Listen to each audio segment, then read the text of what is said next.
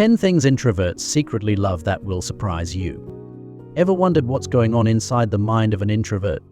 While many believe that introverts are just quiet, antisocial, or prefer solitude over socializing, there's a whole world beneath the surface that people often overlook. Introverts might not always speak out about their preferences or openly share their passions, but certain experiences make their inner world light up. Here's a look at 10 things introverts secretly love, and why understanding these might just change the way you see them forever. Number 1. Deep, meaningful conversations. While extroverts often enjoy socializing in large groups, introverts thrive in more intimate settings. They prefer to skip the small talk and dive straight into meaningful discussions that explore complex ideas, personal dreams, and deep emotions. For them, a conversation that explores the why behind a person's beliefs is far more enriching than chit-chat about the weather. But why do they love this so much? According to research published in the Journal of Psychological Science, introverts tend to experience higher levels of happiness and satisfaction after engaging in profound conversations because it aligns with their natural inclination toward depth over breadth in social interactions.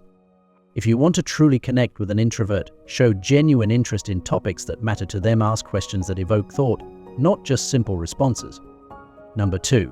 Spending time alone guilt-free.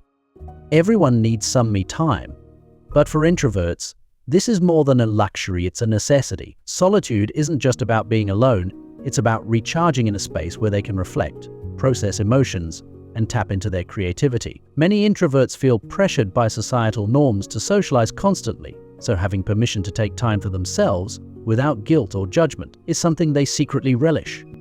This need for solitude is backed by Carl Jung's theory of personality, which suggests that introverts' energy is depleted by external stimuli and recharged by introspection. Giving them space doesn't mean they're avoiding you, it means they're nurturing their well-being. Number 3. Listening to music alone. Music can serve as an emotional release, a creative muse, or a companion for introspective journeys. Introverts often have unique and deeply personal tastes in music, which they enjoy most in solitude. Whether it's classical pieces that help them focus, indie tracks that resonate with their introspective nature, or complex soundscapes that speak to their souls, music allows them to explore emotions they might not express otherwise. According to a study published in Psychology of Music, introverts tend to use music more for self-reflection and emotional processing compared to extroverts, who often use it to boost their mood or for social bonding. Number 4. Observing people without interacting. It may surprise you, but introverts often love to be around people, just not in the same way extroverts do. Instead of jumping into the hustle and bustle, they enjoy sitting back and observing. They notice the subtleties of body language, the dynamics of conversations, and the nuances of human interactions. It's like watching a live movie where they can analyze and learn without the pressure to perform.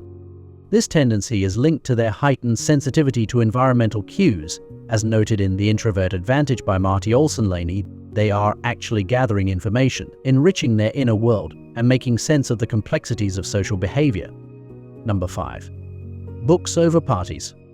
If you offer an introvert the choice between a loud party and a quiet evening curled up with a good book, the latter will win every time. Books allow introverts to dive into different worlds, live multiple lives, and explore profound themes without ever leaving the comfort of their solitude. Through literature, they can engage with ideas that stimulate their intellect and imagination. Interestingly, introverts are often drawn to genres that mirror their inner worlds: science fiction, philosophy, or memoirs that delve into the intricacies of the human experience. They're not escaping reality, they're deepening their understanding of it. Number 6. One-on-one bonding time. For introverts, genuine one-on-one time with a trusted friend or partner is like hitting the social jackpot. They're not antisocial, they just value quality over quantity. Small groups or pairs allow them to express themselves without the overwhelming distraction of multiple social cues. Susan Cain, in her best-selling book Quiet: The Power of Introverts in a World That Can't Stop Talking, emphasizes that introverts thrive in environments where they can form deep, intimate bonds. This aligns with their preference for fewer but more meaningful relationships. If an introvert chooses to spend their time with you one-on-one, take it as a sign of deep trust and appreciation. Number 7. Creative hobbies that reflect their inner world. Introverts often have rich inner worlds brimming with thoughts, ideas, and stories. One of the best ways they express this inner world is through creative pursuits like writing, painting, photography, or music. These hobbies aren't just a pastime, they're an outlet for self-expression and a way to make sense of their inner complexities. Creativity gives them a voice that words alone sometimes can't capture. Studies show that introverts are drawn to these solitary creative activities because they allow for reflection and provide an ideal space to experiment without external pressures. Number 8. Taking the scenic route. Introverts are the ones who would rather take the long, quiet road than the fast, bustling freeway. They appreciate the beauty of a moment, the calm of nature, and the subtle details often overlooked by others. A walk in the park or a long drive with no destination in mind gives them the space to unwind and connect with themselves.